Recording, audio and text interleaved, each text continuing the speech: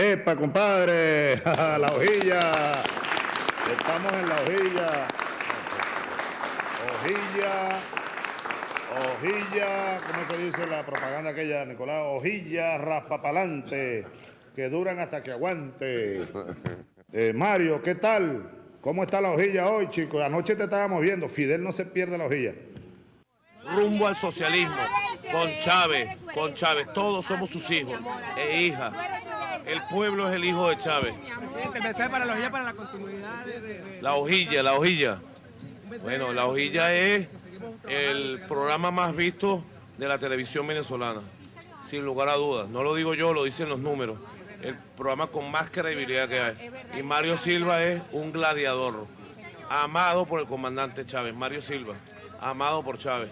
Valiente, gladiador, inteligente gladiador, él y todo su equipo. Así que honor a Mario Silva y a su programa La Hojilla, que en vida del comandante Chávez en este planeta, digamos, en vida terrenal, bueno, lo defendió con todo, pues, con todo, con los codos, con las uñas, con la verdad, con todo, siempre lo defendió. Gracias, Mario Silva, gracias, hermano. Gracias, mi amor. Prepárense.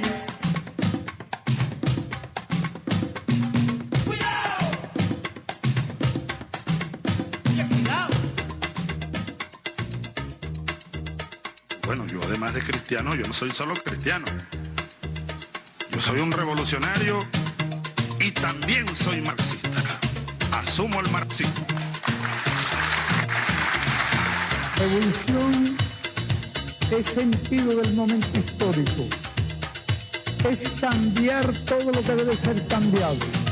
Es igualdad y libertad plena. No se trata de solo de hablarlo y proclamarlo, hay que construir el socialismo, nuestro socialismo en el siglo XXI, en Venezuela, en el marco de América Latina y en el marco de los acontecimientos mundiales.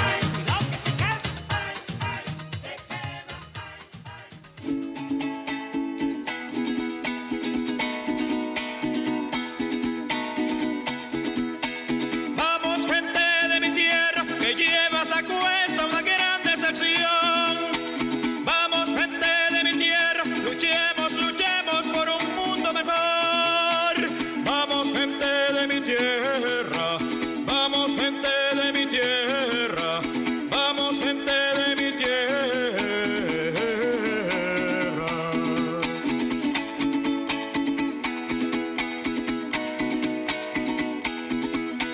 Campesino que vives en tu rancho de Bareque, aroma de leña verde tiene el fogón. Buenas noches, ¿cómo están todos? Bienvenidos a La Hojilla. Estamos transmitiendo a través de Macunaíma Cariña Radio 104.9 FM para la Gran Caracas, Miranda, Vargas y un poquito más allá. También a través de nuestras páginas web www.noticiasmk.com, www.lahojillamk.com. Gracias por enviar sus mensajes a @lahojilla.tv, @lahojillamktv, @mk104 piso 9 FM.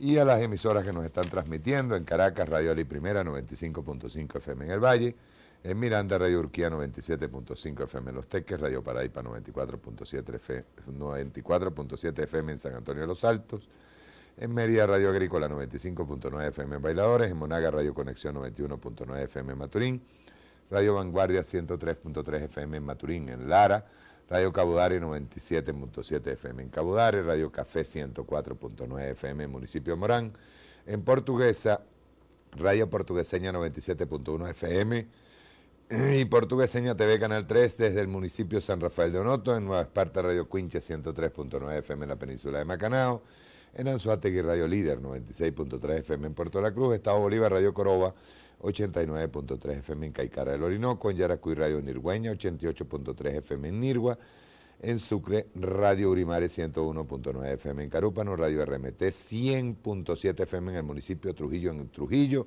en Táchira, Radio Cordillera, 90.7 FM en Caracas, Petare, televisora Petare TV, Canal 60 UHF, y por internet www.aporrea.org y www.alpiedelcanon.com. ¿Cómo están todos? Vamos a pasar hoy una entrevista que me pareció bien importante de José Vicente Rangel a Ali Rodríguez Araque. Primero hace un recorrido por lo de UNASUR, luego habla sobre el Congreso del PSUV, habla sobre la economía en el país. Me parece bien pertinente lo dicho por Ali Rodríguez en esa entrevista. Del resto, hoy nos vamos a convertir en magos, fíjese, traje mi sombrero de copa. ¿Sabes cuál es mi sombrero de copa? Gracias. Sombrero de copa para ser mago. A ver si sacamos de aquí un conejo. ¿Quién se está riendo por allí? ¿Quién se está riendo?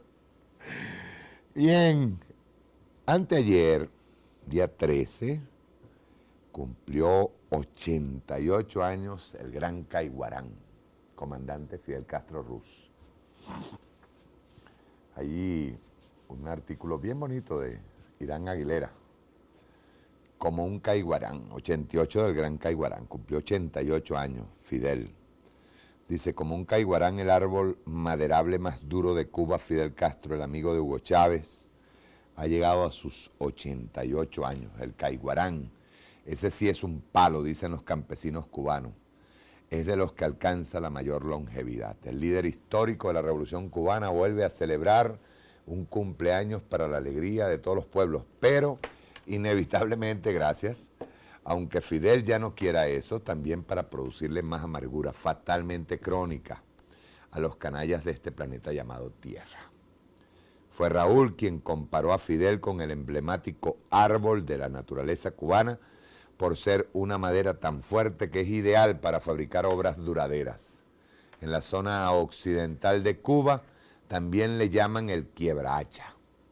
Qué acertada es esa comparación simbólica. La obra de Fidel se hizo eterna por ser tan generosa con la humanidad y porque también todas las hachas se quebraron cuando quisieron tumbarlo. Es que Fidel se trascendió a sí mismo, ya no solo se le admira por ser el casi mítico comandante que bajó triunfante de la Sierra Maestra de Verde Olivo al frente de sus valerosos barbudos después de una romántica epopeya que pudiera parecer extraña aunque pertenece a estos tiempos nuevos. Fidel, el invicto, el del largo batallar, cual David frente a Goliat contra el más poderoso enemigo que pueblo alguno haya conocido, el imperialismo yanqui. Fidel, el que pudo abrir definitivamente el capítulo de la esperanza que se escribe actualmente en la historia de nuestra América.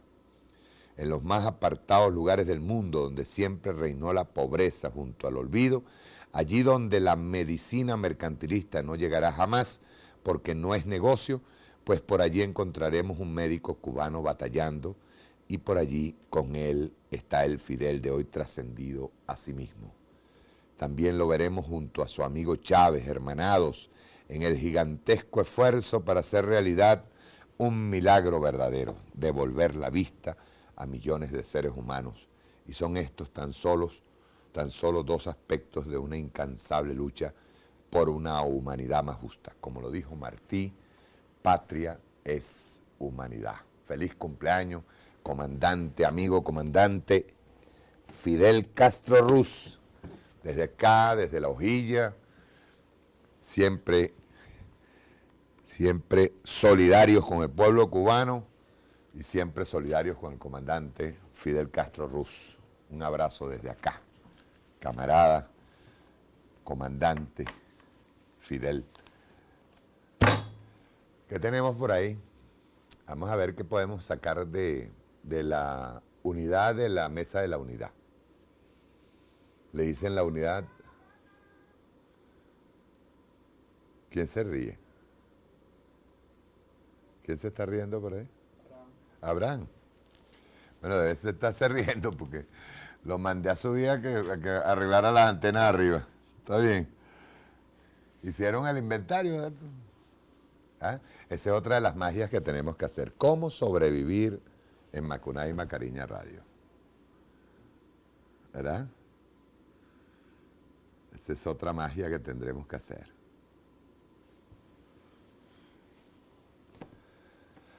La verdad de Miguel, vean ustedes esto, ¿no? Esto es para que ustedes vean, ¿no? Dice, un acuerdo incumplido, López seguirá preso. Entonces pone aquí Miguel Salazar. Incumplimiento. El acuerdo roto. Al atardecer del 19 de febrero de 2014, recordemos que Miguel es muy bueno cuando escribe cosas así noveladas, ¿no?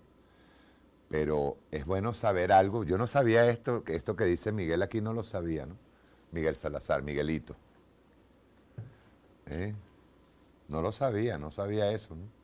Lo tenían bien guardado, porque yo la verdad lo vengo a saber por Miguel, para que tú veas. El acuerdo roto, dice, al atardecer del 19 de febrero de 2014, la conversación sostenida entre Leopoldo López y Diosdado Cabello aparentemente solo fue informal. Su entrega estuvo sujeta a una oferta que se le hizo, entre otras, que se marchara del país. Tras salir de la residencia de Gustavo Cisneros para ir hasta Chacaíto, donde se entregaría a la Guardia Nacional Bolivariana. López tenía claro que su detención sería provisional, solo que su negativa a marcharse de Venezuela no garantizaba tal cosa.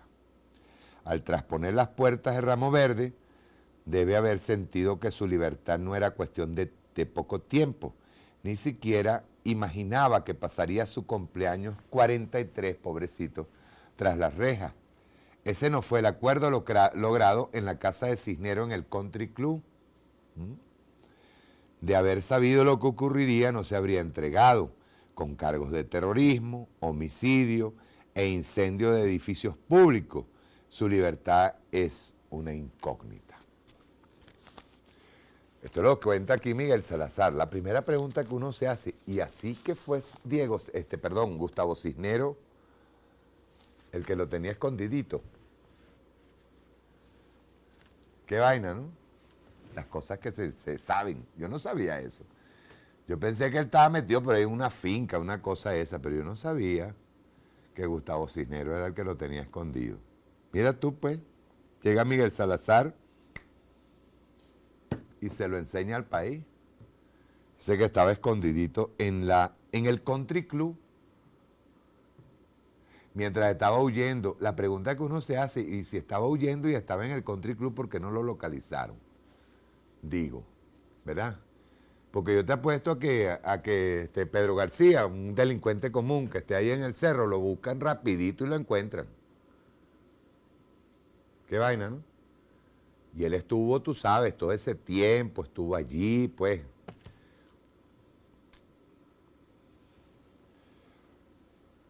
Con cargos de terrorismo. Claro que es un terrorista. O nos vamos, el tema de lo de la memoria frágil que tenemos es terrible. Tenemos una memoria terriblemente frágil. O sea, ¿cuántos muertos hubo? Cerca de 200 muertos. Desde que se inició la salida, que la inició el señor Leopoldo López. Como 200 muertos hubo. No recuerdo. Pero sí hubo un viaje muerto, ¿verdad? Más que los de la rebelión anterior, de un gobernador que todavía está por ahí y hace entrevistas y todo. Cuando murieron, ¿cuánto fue? 12 personas. Pero con la salida, murieron un viaje, murieron oficiales de nuestra Fuerza Armada, murieron efectivos de nuestra Fuerza Armada, murió nuestro pueblo, dio su sangre, y este señor Miguel Salazar habla de un acuerdo incumplido, que al hombre, tú sabes, lo iban a agarrar, lo iban a soltar, que iba a pasar su cumpleaños número 43 fuera de la cárcel. Cosas vederes, don Sancho. Yo hoy estoy asombradísimo, hoy me metí en Aporrea y vi un viaje de cosas que, bueno, pero estoy asombrado, pues. Vivo asombrado. Pero lo terrible de esto es que leí por aquí, no sé si fue, para que tú veas, ¿no?, cómo las cosas se concatenan. Creo que fue aquí. creo que fue en este quinto día o en el tal cual fue, que aparece, bueno, que en la mesa de unidad Leopoldo López lidera todas las encuestas. Y al mismo tiempo aparece Miguel Salazar aquí tratando de victimizarlo. Cosa, ¿no? Cómo estos carajos se mueven como en el dominó. Pero vean ustedes que seguimos teniendo... Miren, si nosotros hacemos si hacemos historia y nos vamos hacia atrás, vemos que en el año 2002 el artífice del golpe de Estado y del paro petrolero fue Cisneros. ¿O no lo recuerdan? Y el hombre se va para República Dominicana y se nacionaliza dominicano. Y deja correr la bola de que está vendiendo Venevisión. Porque, tú sabes, están montándose en lo de la hegemonía del poder comunicacional del Estado. Y dejan correr la bola. Resulta que lo que vendieron, creo que fue un estudio en Mariches o algo así. Un estudio fue lo que vendieron y ya está. ¿Tú qué decir? Cisneros es pendejo, que va a vender Venevisión, cuando Venevisión le puede servir en cualquier momento como arma de ataque en contra de la revolución. Y ahora resulta que el señor Cisneros era el que tenía a Leopoldo López, según Miguel Salazar, ojo, estamos tomando aquí según Miguel, tenía a Leopoldo López escondido cuando se fue a entregar. Qué vaina, vale. Qué vaina. Parece que cuando te vas hacia el 2002, tú ves que todos estos personajes son los mismos. Pobrecito, no pudo cumplir los 43 años fuera de la cárcel, después que impulsó el terrorismo, después que impulsó las guarimbas. Y yo tengo que, ¿cómo te digo? Yo tengo que sentir lástima porque él está cumpliendo, pobrecito, 43 años en Ramo Verde.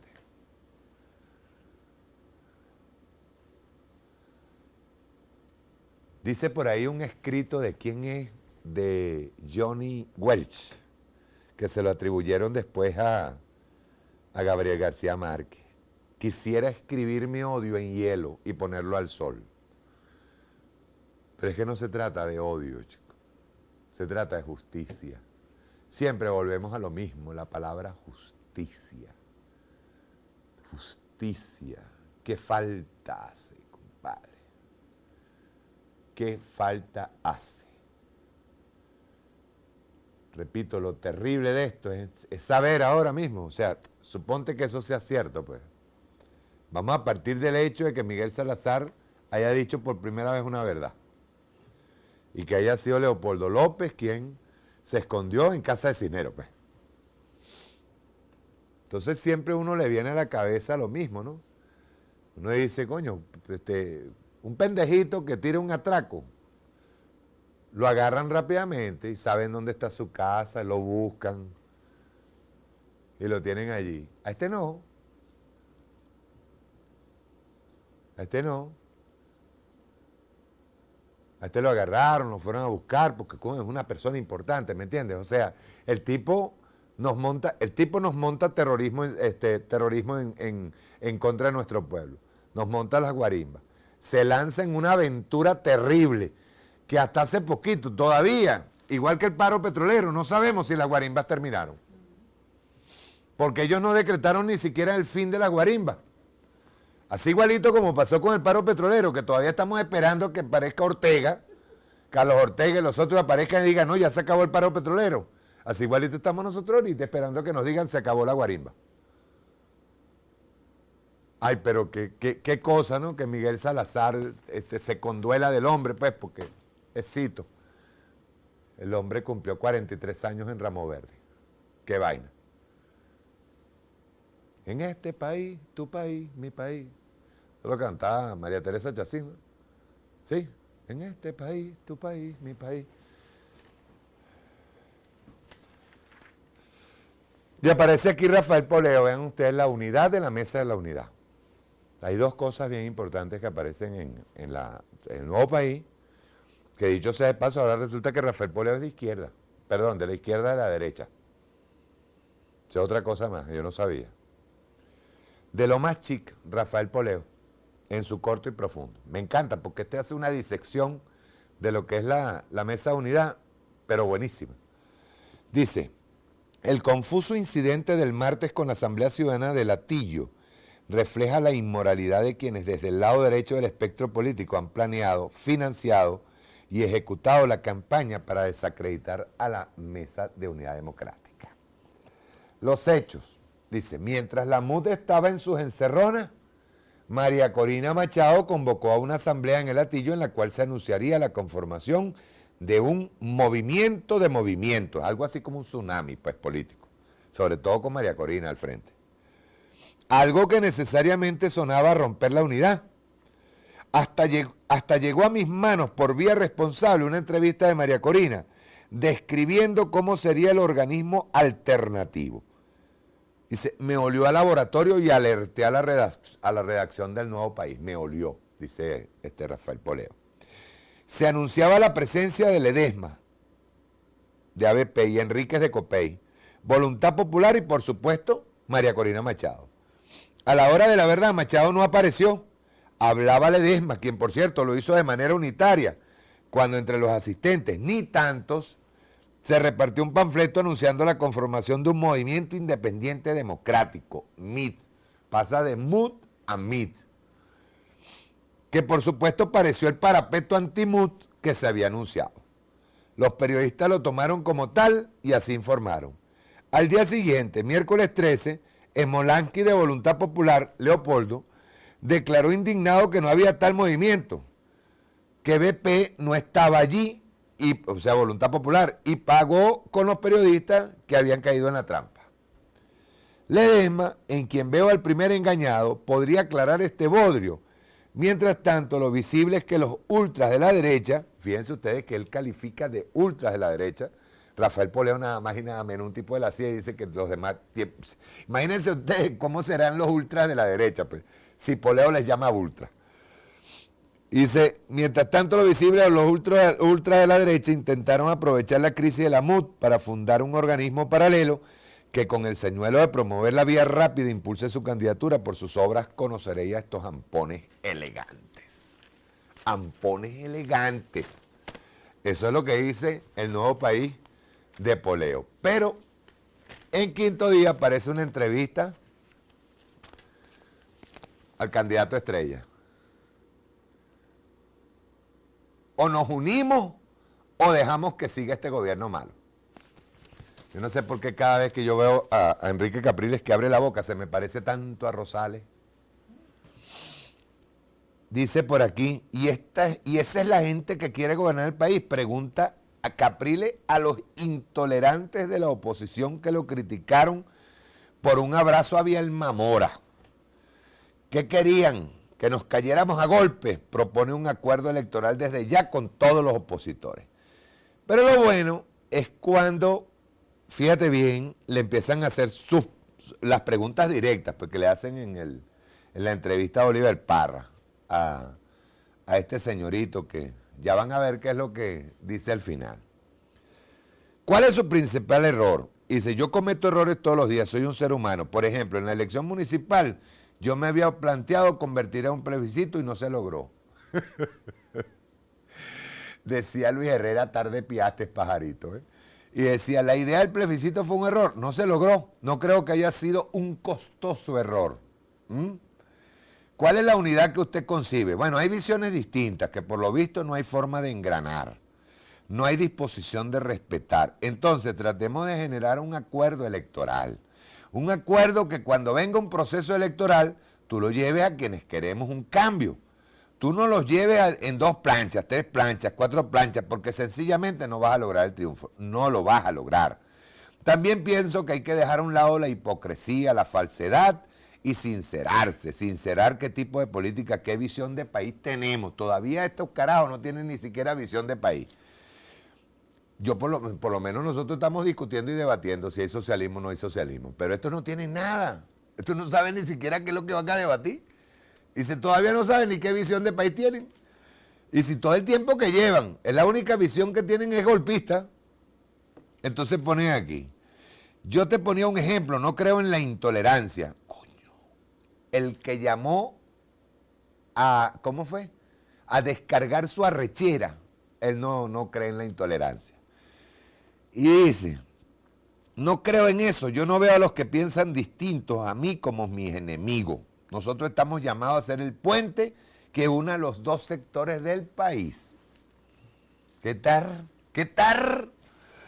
Y dice, ¿qué está haciendo usted para captar al chavismo? Afecto, amor. Si usted tiene un problema, que estamos para ayudarlo, a resolverlo. Le pasamos la mano. No es solamente un problema de recursos, es el acompañamiento. La gente está sufriendo. Ahí tenemos que estar nosotros. ¿A qué se me parecerá? ¿Te acuerdas cómo fue la campaña de él pareciéndose a Chávez? No, qué mala copia de Chávez. Dice, los chavistas votaron por usted bastante, y tú lo sabes. Lo saben los que están en el gobierno, que vinieron con el cuento de que se quedaron dormidos. No, fue que no salieron a votar y votaron por nuestra opción. Ese capital, esa es una fuerza. Ajá. Entonces, le dice, ¿cómo está tan seguro de que los chavistas votaron por usted? Por la participación. Porque si tú tienes 80 de participación en octubre y tienes 80 de participación en abril y el resultado es distinto, quiere decir que los que estaban de aquí votaron de allá. Es decir, lo que estaba allá pasó para acá. Explicación filosófica y política. Pero al final, le dice aquí, fíjate bien, dice, usted leyó un artículo del padre Ugalde donde él planteaba la crisis del país y hablaba en contra del padre Ugalde. Yo quiero pararme aquí un momentico, porque es que hay que tener memoria, ¿no?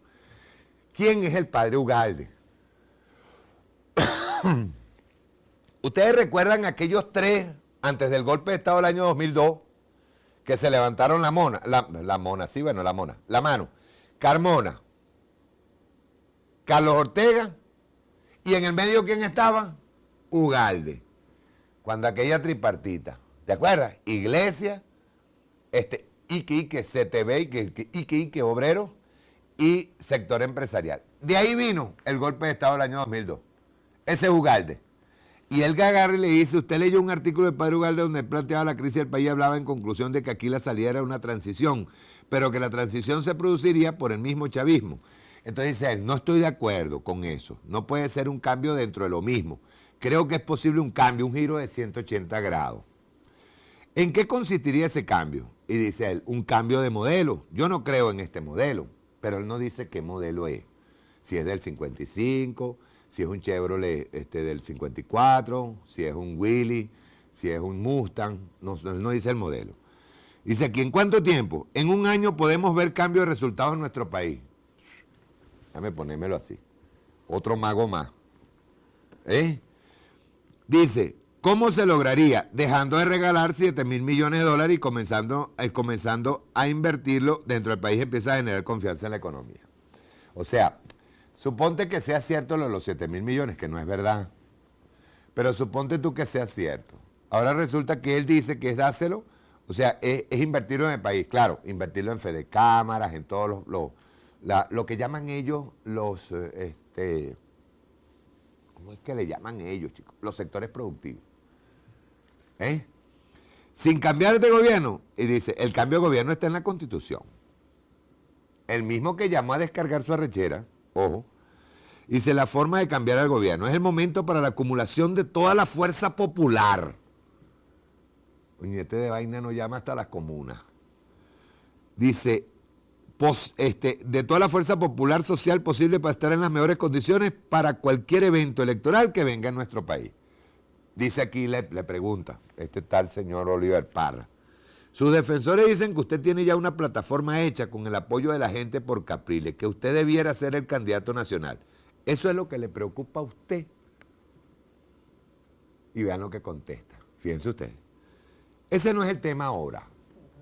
Lula fue presidente la tercera vez. Luis Ignacio Lula de Silva, ahí está, pero ese no es el tema. O sea, me voy a lanzar por tercera vez, pero ese no es el tema. Y dice al final, entonces, ¿cuál es el tema importante? No es donde quedo yo, donde queda fulano, donde queda mengano. Son los problemas del país, cómo salimos de esta situación de caos y debacle en la que nos encontramos y pasa por la acumulación de lo popular. ¿Tú sabes a quién más le conviene a Capriles? ¿Tú sabes a quién más le conviene que Leopoldo siga preso? A Capriles.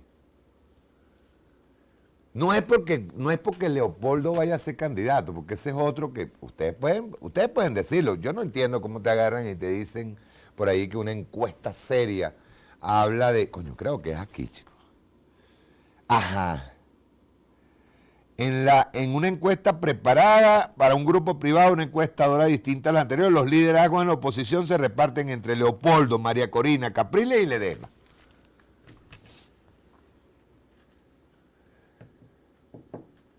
¿Ustedes recuerdan cuando se hicieron las elecciones?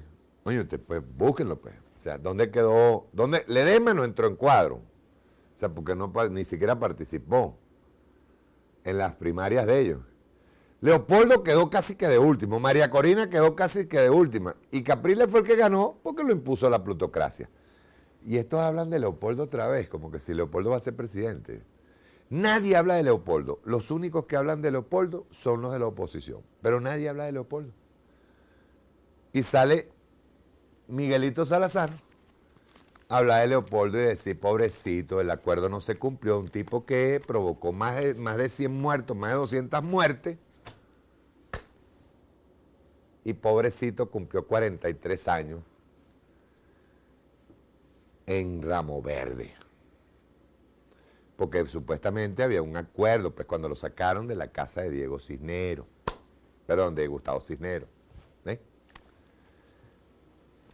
En este país, tu país, mi país, el Caiguarán. ¿Ustedes saben cuál es la grandísima diferencia entre Cuba y Venezuela? Claro, nosotros tenemos nuestras particularidades. Pero si algo bueno pasó en Cuba, fue que la revolución tomó el poder de una vez. La tomó. Eso así. Aquí no, tenemos nuestras particularidades. El comandante Chávez reivindicó de cierta manera, reivindicó a Salvador Allende que podíamos llegar por la vía pacífica. Pero les voy a decir otra cosa. Hoy, los riesgos incluso, discúlpenme, pero lo que voy a decir es fuerte, pero los riesgos incluso de una posible movilización armada están ahí. No es mi deseo, ojo, pero están ahí. Yo decía en estos días, lo voy a repetir, nosotros tenemos una oposición tan torpe que definitivamente Dios es chavista. Dios es chavista. Uno ha escuchado en estos días tantas disertaciones, unas muy sabias. El caso de Ali Rodríguez, con quien a mí me tocó trabajar en la Dirección Nacional del PSUV, un hombre que era la sabiduría, él, Müller Rojas, era la sabiduría dentro de la Dirección Nacional.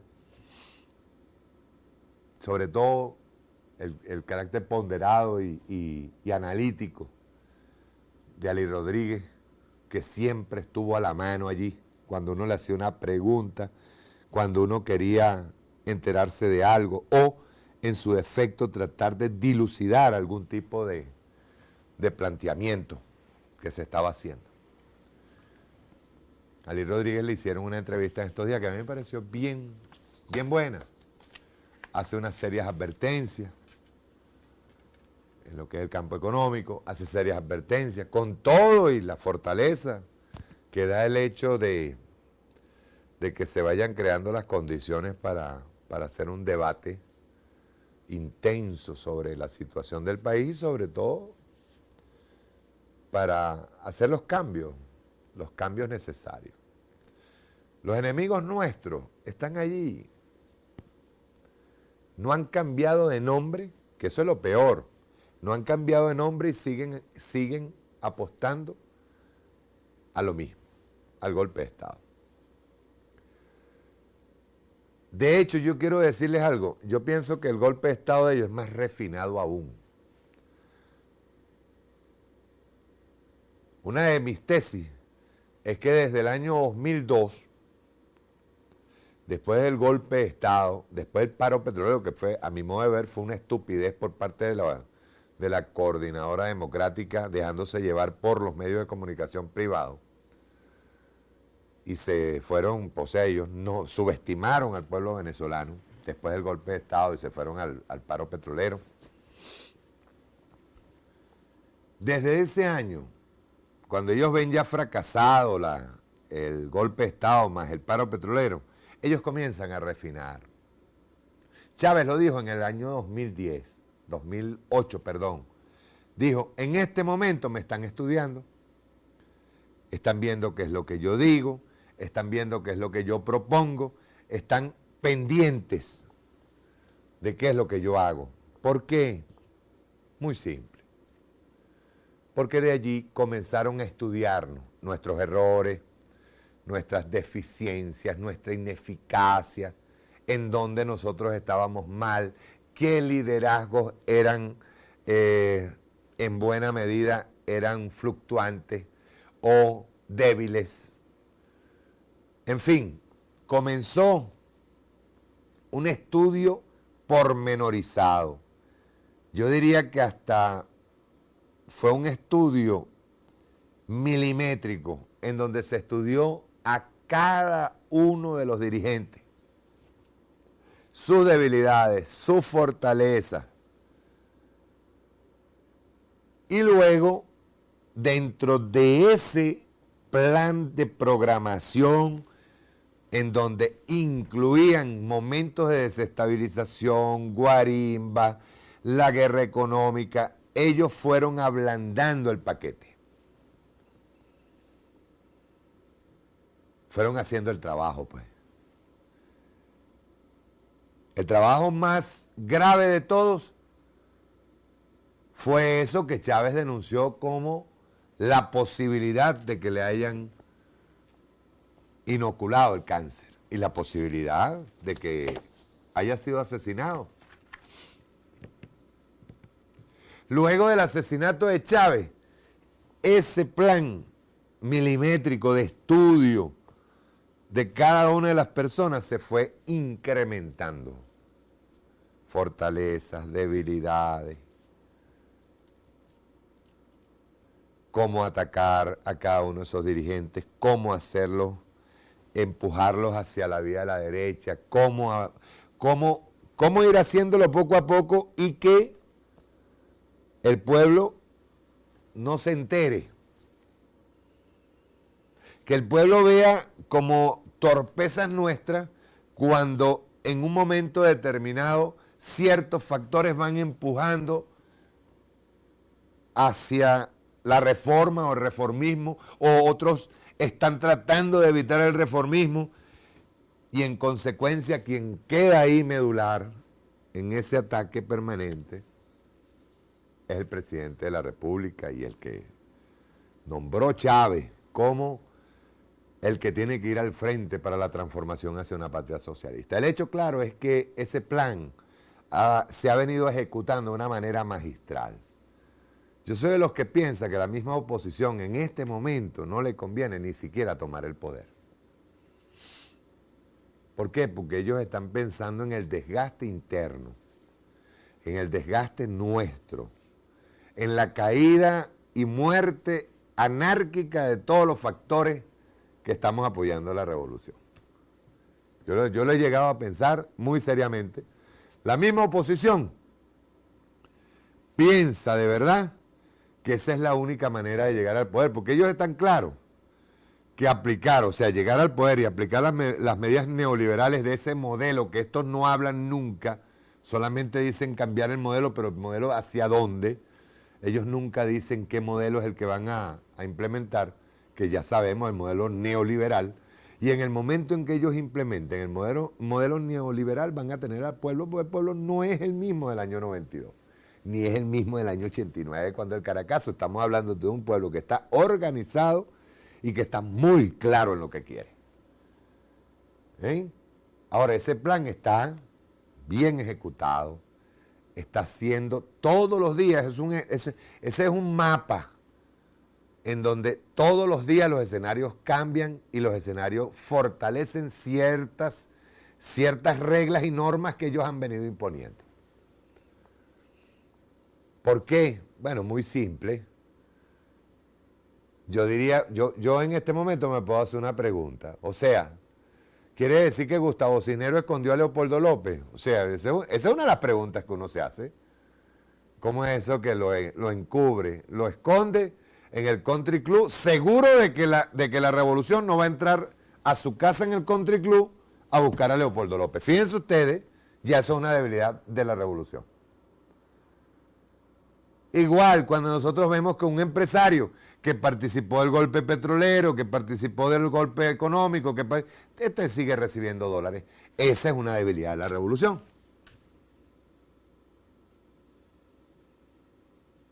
En este país, tu país, mi país. Chávez. Regresar a Chávez. Regresar a Chávez.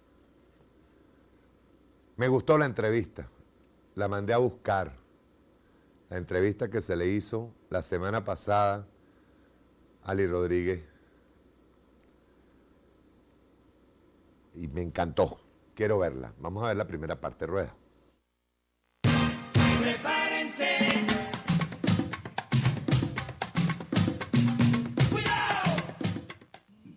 Acaba de conmemorarse el 60 aniversario del nacimiento del presidente Chávez. Tú y yo estuvimos muy cerca del líder de la revolución bolivariana. Y creo que en situaciones verdaderamente conflictivas. Yo creo que cuando uno está en esas circunstancias, metido dentro del peligro, de las dificultades del momento, aprecia el valor de los hombres, más que en tiempos de absoluta normalidad.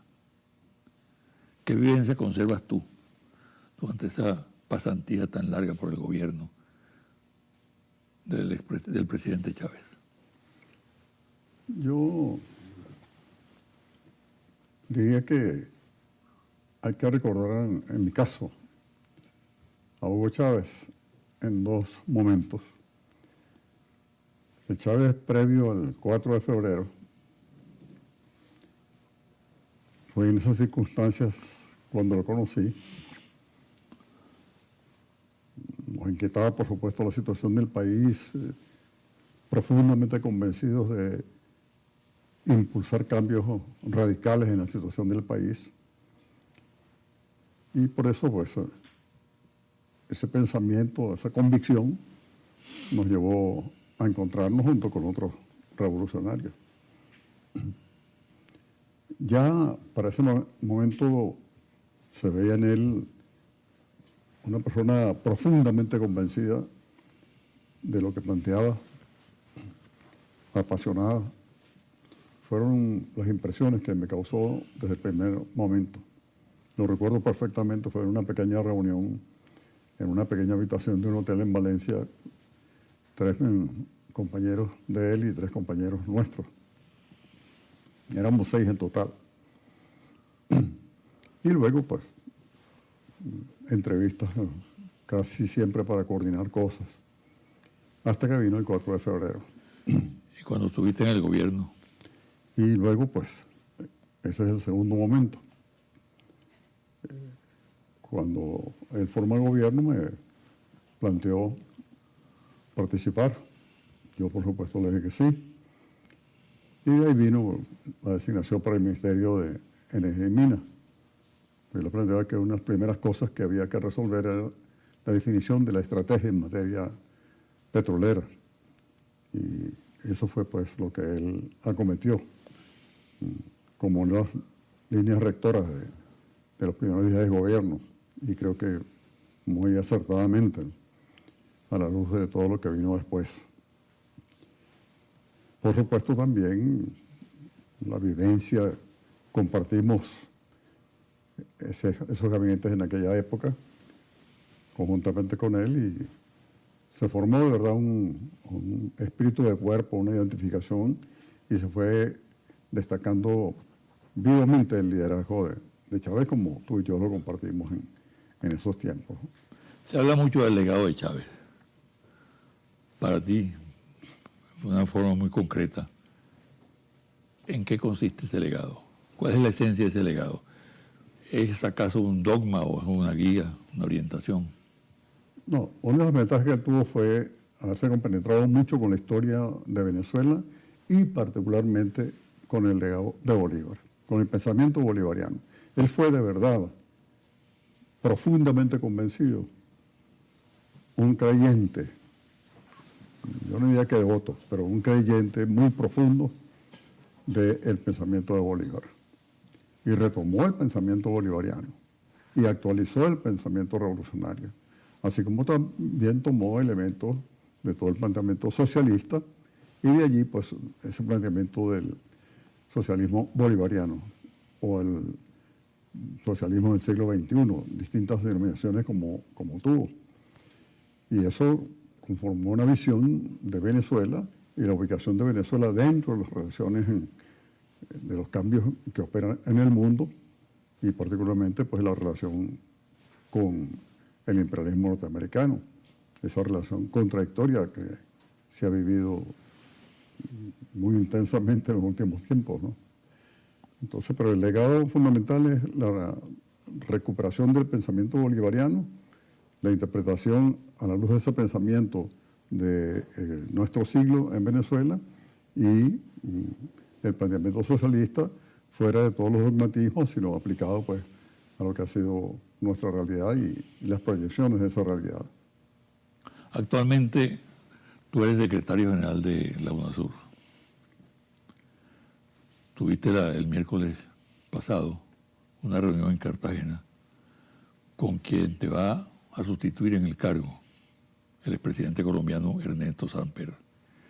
Y debe viajar el 22 de agosto a Montevideo para hacer el traspaso formal y asistir a la reunión del organismo.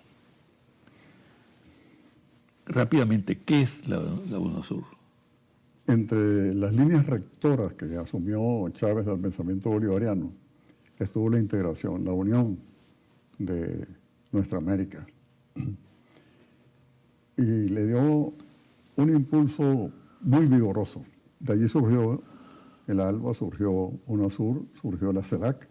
Todo eso son fundamentalmente producto de las acciones emprendidas por Hugo Chávez. Por una razón elemental.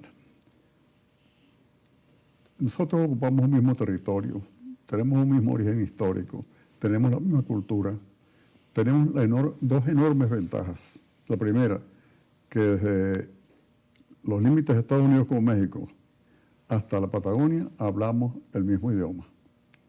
Y segundo, somos una región de paz. Muchas regiones del mundo están hoy convulsionadas por el problema de la violencia. Esta es una región de paz. Ahora sí funciona la UNASUR realmente, no un organismo burocrático más de los tantos que existen. Corre siempre el peligro de convertirse en un organismo burocrático. Por eso, en mi caso, he planteado insistentemente la necesidad de definir una estrategia y una política y un plan que tiene como eje rector, en mi opinión, una política común en materia de recursos naturales.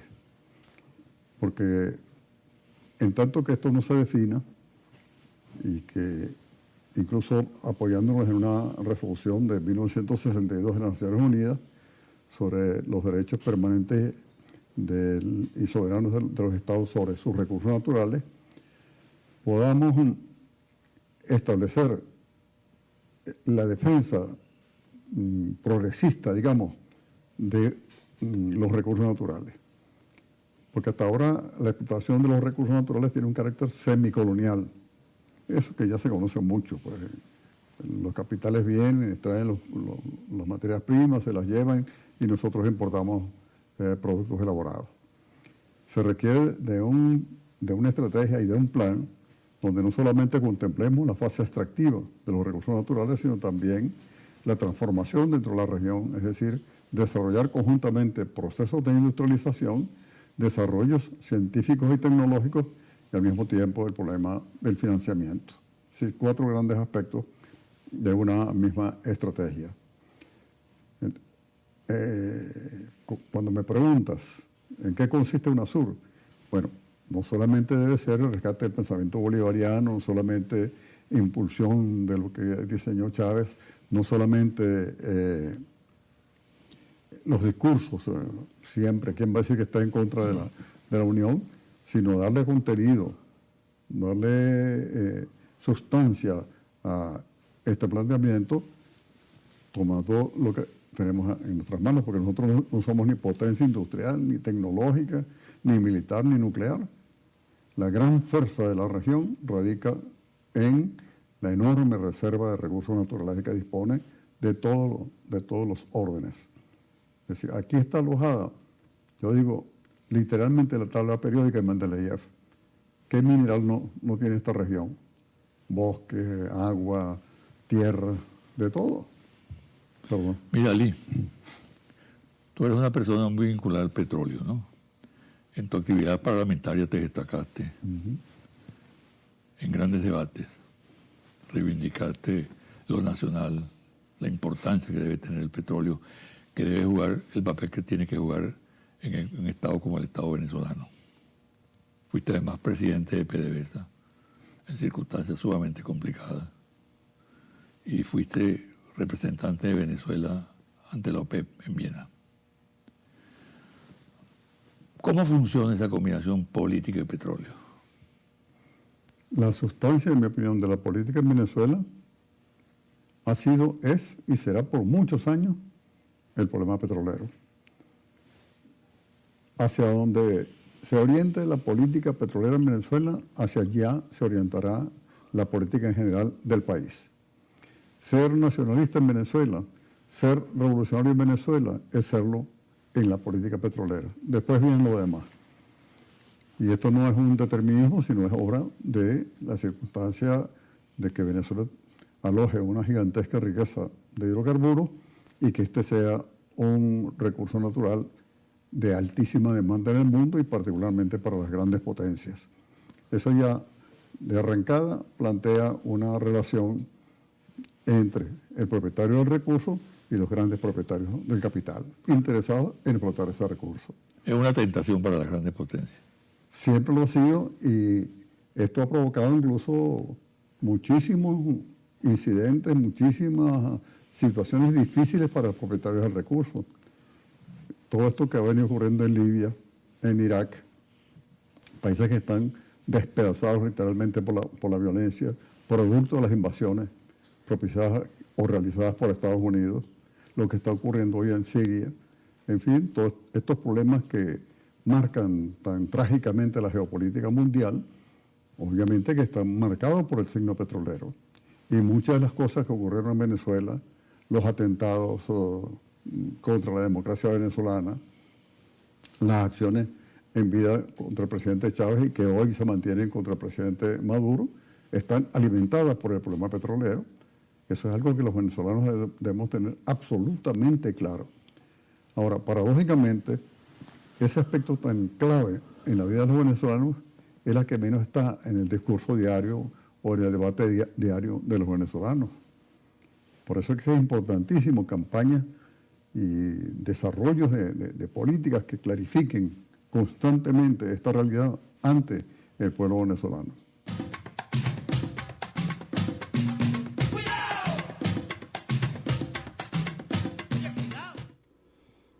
Martín Guedes tiene 2 artículos que son extraordinarios, que tienen que ver con esto que habla Ali. Quiero leer una parte de uno de los artículos de Martín Guedes, ¿no? Que dice: no es exagerado entonces afirmar que hoy nos jugamos en Venezuela la suerte de América y la de todos los procesos de liberación en marcha. porque el golpe de Estado que la derecha fascista venezolana desarrolla cuenta con el apoyo financiero y militar del imperialismo yanqui y con la experiencia criminal de la oligarquía colombiana, encarnada por Santos, con manejos más o menos diplomáticos, pero siempre conspirativos en el fondo. Cuenta además con un operador político dispuesto a todo, el uribismo, fuerza financiera, política y paramilitar dirigida por Álvaro Uribe Vélez, que apuesta abiertamente a la salida militar en nuestra patria para concretar la secesión del occidente venezolano, media luna o el derrocamiento de Maduro. Y el uribismo no solo cuenta con financiamiento narcoparamilitar, tiene también a la transnacional Pacific Rubiales, empresa dirigida por exgerentes de la estatal venezolana Petróleo de Venezuela, exdirectivos que participaron en el sabotaje petrolero en diciembre de 2002, cuyas pérdidas le costaron a la nación más de 20.000 millones de dólares. El ejemplo, dice Guedes, el chavismo se presenta hoy como un nuevo sistema de pensamiento que actualiza la teoría revolucionaria, se adapta a los nuevos procesos sociales, políticos, económicos y militares y a las nuevas condiciones de la lucha de clases y de la geopolítica internacional. Porque fue Chávez quien retomó la agenda del socialismo y la lucha antiimperialista en América Latina. De su ejemplo y empeño surgieron otros Vietnam y se construyeron nuevos espacios de iniciativas multilaterales como el ALBA, Petrocaribe, Banco del Sur, UNASUR, con todo y que Ali habla de los peligros de la burocratización de UNASUR, y la CELAC. Fue una gran estrategia para aportar a lo que Álvaro García Linera denomina el Estado continente latinoamericano y caribeño. Fue Hugo Chávez quien apuntó el fusil del pensamiento en contra del ALCA de los Estados Unidos y logró derrotarlo en la Cumbre de las Américas celebrada en Argentina en 2005. Pudiéramos profundizar en los logros de la Revolución Bolivariana en materia social, política, económica, nacionalización de la industria petrolera acompañada de una nueva ley de hidrocarburos 2001 y un nuevo sistema de distribución de las riquezas, nacionalización de las telecomunicaciones y la electricidad, políticas de gratuidad en el acceso a la salud y a la educación que ubican a Venezuela como el segundo país en garantizar este derecho en América. Pero a un año de su siembra queremos resaltar dos elementos cruciales: la vigencia de la lucha por el socialismo y el proceso de liberación en Venezuela y el resto del continente por un lado, porque ese fue su testamento de vida al pronunciar el golpe de timón de octubre de 2012. Con el golpe de timón, Chávez demostró su profunda preocupación por la necesidad de construir el socialismo. Al igual que el Che, entendió que usar las armas melladas del capitalismo para construir el socialismo sería un fracaso. Lo segundo, tan importante como lo primero, es que Chávez se convirtió en vida, y hoy lo sigue siendo, en el ejemplo de lucha para los pueblos de América, el Caribe, Asia, África y el mundo entero. El imperialismo intentará lo que sin fortuna intentó contra la Revolución Cubana y el comandante Fidel: acabar con el ejemplo, que es la mejor manera, la más guevarista, sublime, de hacer la revolución. Los Estados Unidos y la derecha venezolana saben que Chávez, como ningún otro líder mundial, ejerció una influencia ética y moral en Venezuela y el mundo, y el desenfreno por derrocar a Maduro se debe a la necesidad de acabar con el legado de Chávez.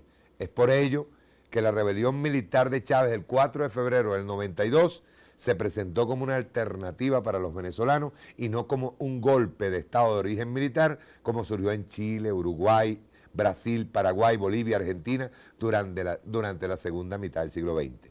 Seguir el ejemplo de Chávez hoy, defender su legado con la vida hoy, es garantía para la liberación nacional de Venezuela y América y para la construcción del socialismo. Ahora vamos a ver a Ali hablar sobre el Congreso. Y él hace ciertas observaciones, y sobre la economía también hace ciertas observaciones, que es buena escucharla. Rueda. Prepárense. ¡Cuidado! Ali, tercer congreso del PSUV. Opinión. Hay hechos muy resaltantes. El primero es que contra todos los pronósticos agoreros que habían en la prensa, en los medios, sobre todo de la oposición, pues el partido salió muy unificado y con un hecho muy importante, que se refuerza el liderazgo de Nicolás Maduro, la unidad en torno al gobierno y al liderazgo de Nicolás Maduro, y con un debate bastante intenso que hubo sobre la política y ya un primer esfuerzo buscando más el acento ideológico en el planteamiento del partido. Por supuesto, es un debate que apenas se inicia, con una amplísima participación de delegados de todo el país. Yo, infortunadamente, por distintos compromisos, no pude estar, me perdí, digamos, todo el proceso de debate, pero sí estuve enterado de cuánto venía desarrollándose en esta reunión importantísima. ¿Qué opinas tú de que todos los pronósticos que se hacían en torno a una posible división del PSUV contrasta con eso que tú mismo señalas, que fue un evento importante donde se reforzó la unidad y el liderazgo de Maduro? Pero al mismo tiempo, en el campo de la oposición ocurrió lo contrario. Se acentuó el proceso de división que aparentemente culmina, si no definitivamente, con la renuncia del secretario ejecutivo Abeledo. Sí. ¿Qué pasó allí? ¿Cómo se está moviendo la corriente política en el país? Hay varios aspectos que hay que tomar en cuenta. La oposición ha tenido una tragedia muy grande, porque su decadencia, mientras estuvo como gobierno, está muy vinculada al agotamiento de los viejos programas que se diseñaron por allá en los años 30, 40, y que no pudieron ser renovados. Es decir, la máxima consigna de ese entonces era la nacionalización del petróleo. Una vez que ocurrió, en las condiciones en que ocurrió, lo que vino fue un proceso o intentos de desnacionalizar lo que ya se había hecho. Esa fue su política, esencialmente. Por eso insisto mucho en las políticas petroleras. Hasta llegar a la trágica situación actual, que no tienen un proyecto, no lo han tenido hace rato. Su única consigna en vida del presidente Chávez era salir del presidente Hugo Chávez. Pero frente a los planteamientos del presidente Hugo Chávez, ¿qué planteaban ellos? Como proposición al país, cero. Y esa misma tragedia la ha seguido acompañando ahora con la presidencia de Nicolás Maduro. No tienen política. Y por supuesto, cuando no hay política en torno a la cual unirse, pues hay varias políticas, y al haber varias políticas no hay unidad real, y el resultado es el que estamos presenciando en este momento. Lo cual no es nada bueno para la democracia, porque debería haber una fuerza estructurada, con pensamiento, con elaboración, que permitiese incluso elevar la calidad del debate político en Venezuela.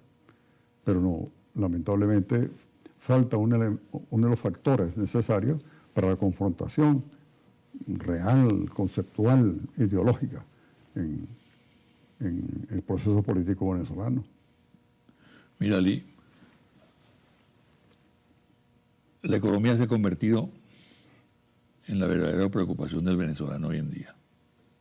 El 80% de los que son requeridos en las encuestas dicen que es el primer problema del país.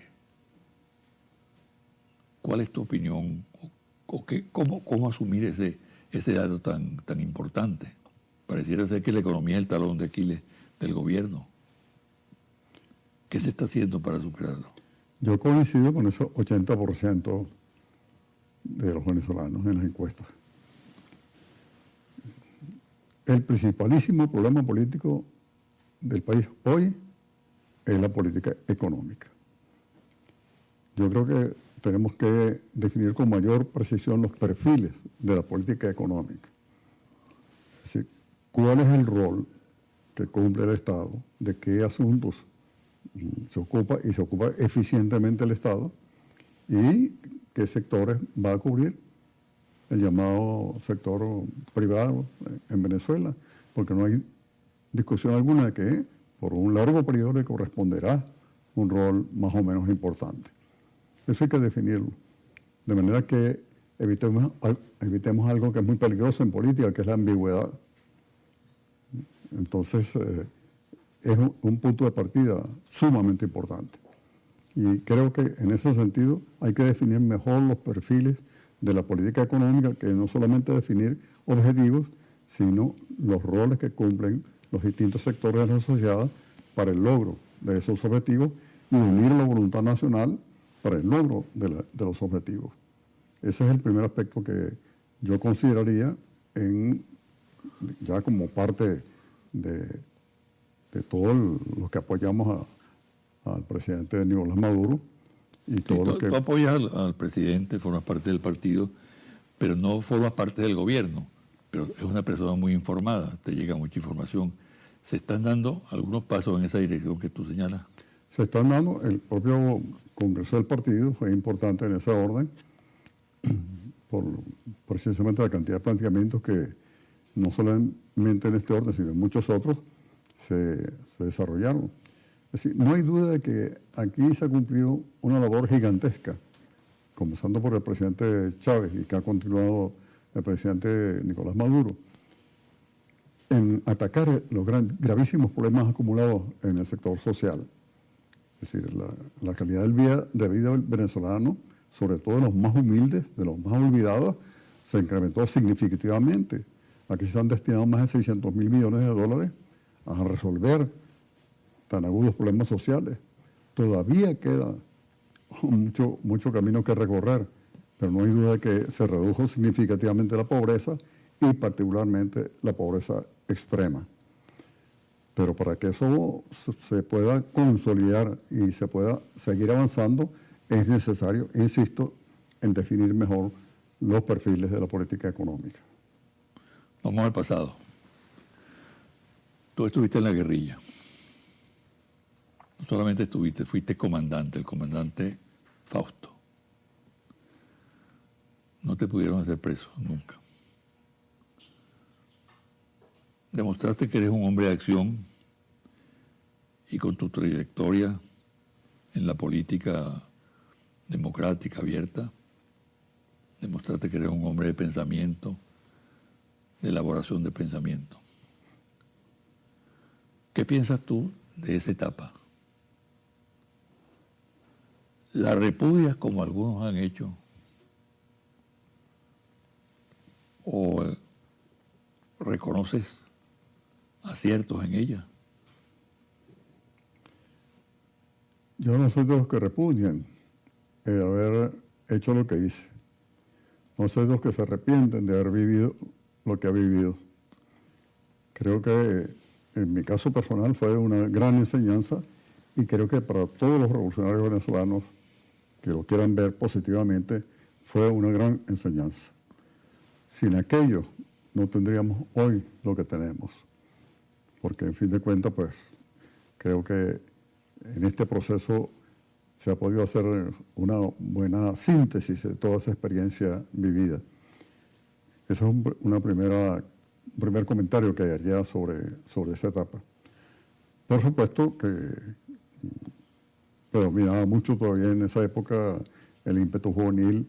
No hay que ignorar el impacto que tuvo la Revolución Cubana en toda la región, en toda Sudamérica, y de alguna manera eso también contribuyó a la definición de políticas y de acciones que se acometieron en aquel entonces. Pero creo que lo que habría que rescatar fue el compromiso, incluso con riesgo de la vida, y no pocos murieron, no pocos hicieron gigantescos sacrificios, todos en mayor o menor grado hicimos grandes sacrificios en esa etapa, que demuestran que está vivo en los venezolanos y sobre todo en sus juventudes, el espíritu heroico que vio las grandes jornadas de independencia y muchos eventos históricos importantes que se han vivido en nuestra sociedad. En un libro que presentaste hace poco, testimonial, antes de que se me olvide, precisamente haces algunos señalamientos de los cuales han mencionado en este momento. Pero ¿qué no ha dicho aún Ali Rodríguez de ese pasado? ¿Qué guardas allí? Mira, lo que no he dicho aún no sé si lo diré. Y posiblemente hay cosas que no diré nunca. Bueno, está bien. Te vas a Cuba porque eres embajador allá, después de entregar UNASUR a partir del 22 de agosto. ¿Cómo ves el futuro del país? Pronóstico rápido. Creo que alentador, por supuesto, a condición, insisto, de perfilar mejor ciertos aspectos de nuestras políticas. Pero precisamente para eso es la reflexión y para eso estamos asimilando todas estas experiencias. Pero en general creo que vamos bien. Frente a grandes problemas no es sencillo manejar una complejidad como es Venezuela dentro de un mundo bastante complejo como el que vivimos y donde además hay muchos conflictos por delante porque allí están las políticas imperialistas frente a nosotros actuando todos los días. Incidentes recientes así nos lo hacen recordar y por supuesto las dificultades propias del proceso como el que vive Venezuela. Mira, así como el 80% en las encuestas dice que, de los venezolanos consultados, dice que el gran tema y la gran preocupación es la economía. También señala un porcentaje similar que quiere la estabilidad. ¿Tú apuestas a la estabilidad? Yo creo que vivimos un periodo de cada vez mayor estabilidad, por varios factores. Primero, como lo decía ya, se ha asentado el liderazgo del presidente Nicolás Maduro, se va conformando ya un equipo que ha ido madurando cada vez más.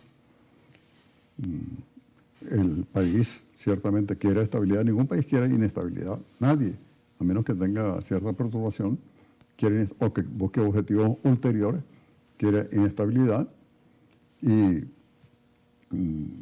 creo que ese es el rasgo característico y que tendemos a fortalecer aún más esa estabilidad a condición pues de resolver algunos problemas que precisamente son los que se están debatiendo. Bueno, muchas gracias. A ti. Te deseo mucha suerte. Que sigas Igualmente, teniendo suerte. Gracias.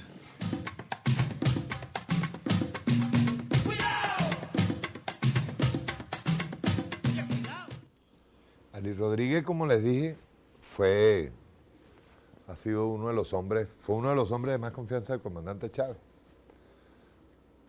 Y estuvo allí al lado del comandante en situaciones, por ejemplo, como la del paro petrolero, ¿no?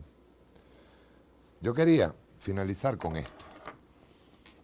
Un artículo de Guedes que me parece extraordinario. Conformemos comunas radicalmente amorosas y venceremos.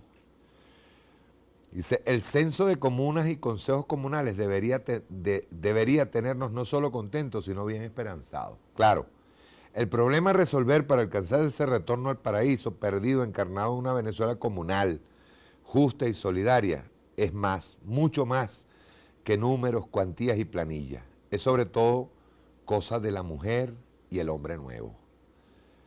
Bastaría echar un vistazo a la comuna de Damasco fundada por los discípulos de Jesús viviendo entre ellos y con los demás, como el maestro les enseñó con su ejemplo para darnos cuenta de lo que pretendemos. Con esa semilla de comuna y desde ella, Hechos de los Apóstoles 4:32, esos comuneros literalmente subvirtieron el poderoso imperio romano con su amor. Contar en Venezuela con más de 60.000 consejos comunales y más de 3.000 comunas habría de ser suficiente para subvertir a nuestro país, nuestro continente y el mundo entero. El problema es que probablemente estamos olvidando en el camino la esencia del ser comunal y conformándonos, como en tantas otras cosas, con lo que parece que es, aunque no sea. Los enemigos espirituales y materiales que se atraviesan en el camino de este logro infinito son muchos y muy poderosos.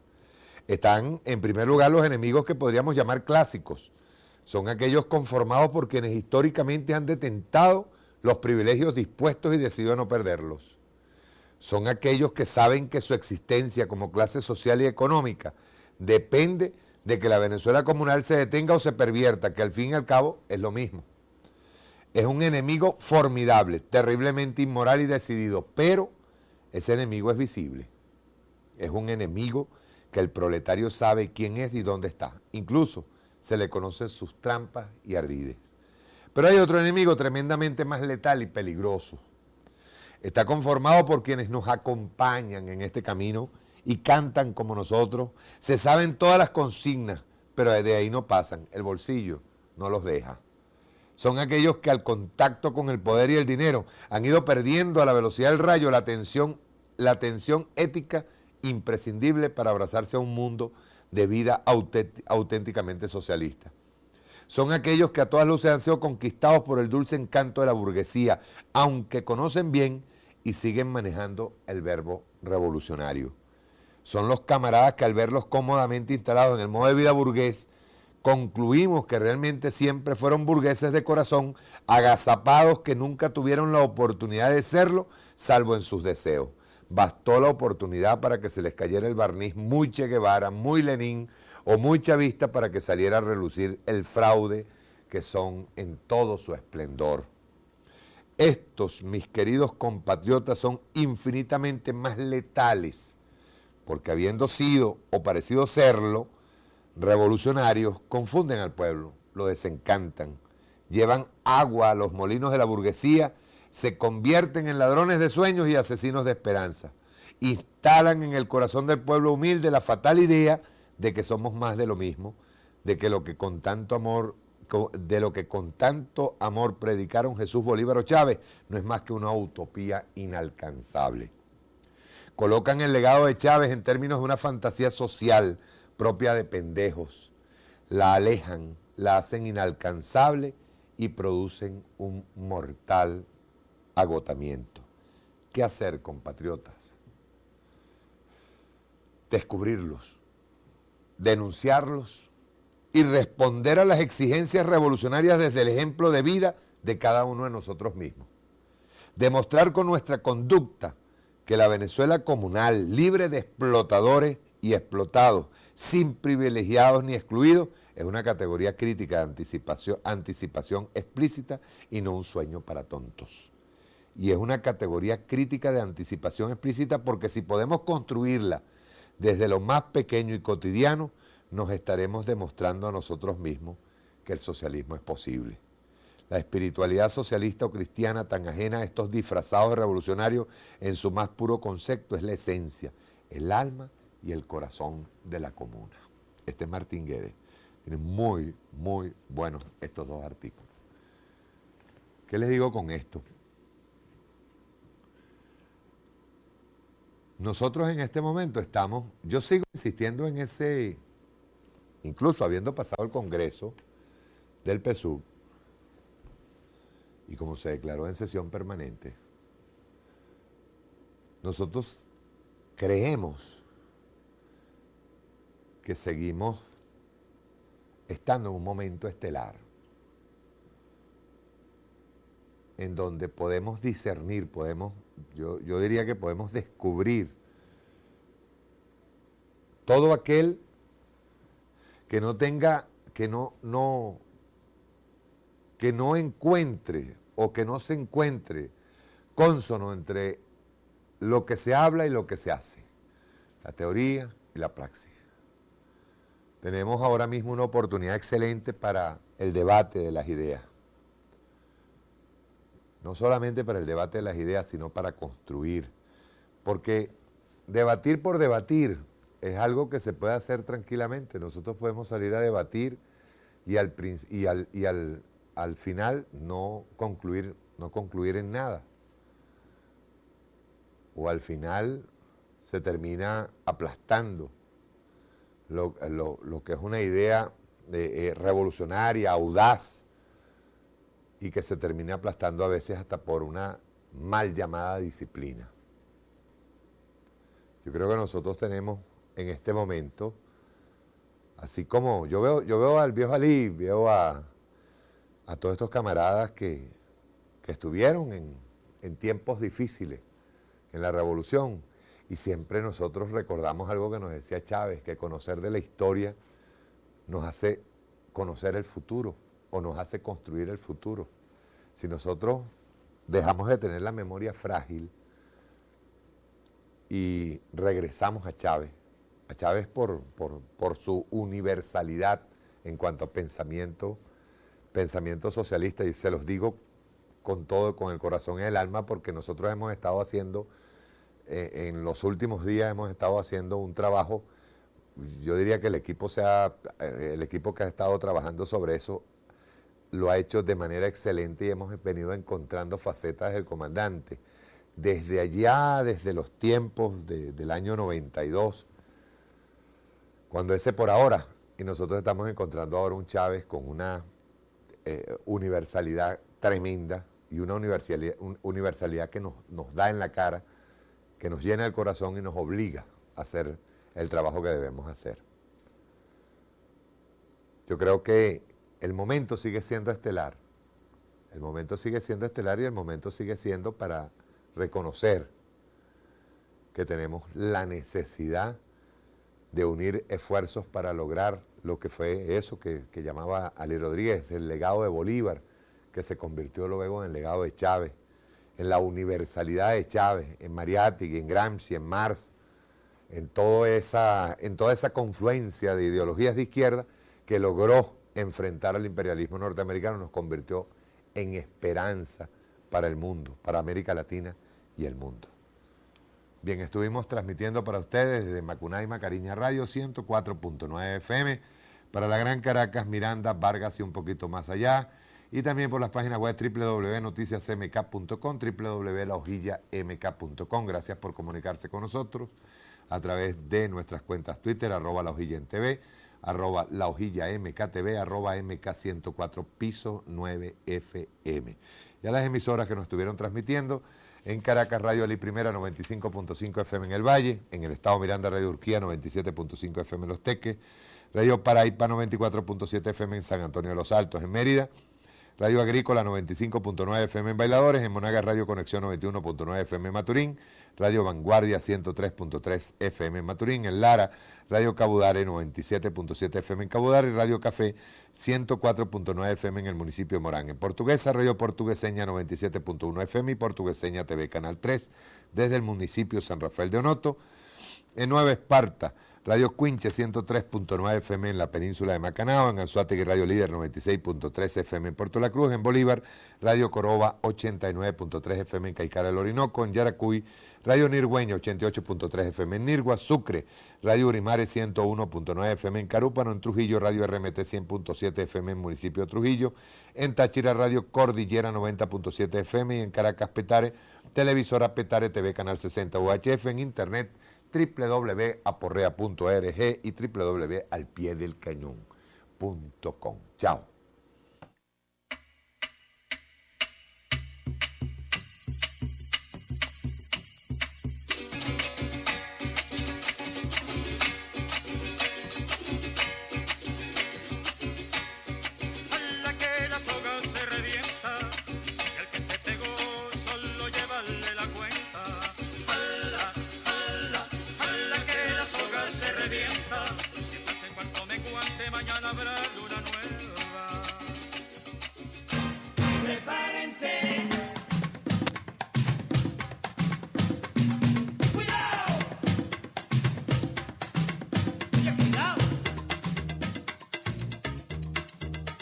Bueno, yo además de cristiano, yo no soy solo cristiano. Yo soy un revolucionario y también soy marxista. Asumo el marxismo. Revolución es sentido del momento histórico. Es cambiar todo lo que debe ser cambiado. Es igualdad y libertad plena. No se trata de solo de hablarlo y proclamarlo, hay que construir el socialismo, nuestro socialismo en el siglo XXI, en Venezuela, en el marco de América Latina y en el marco de los acontecimientos mundiales.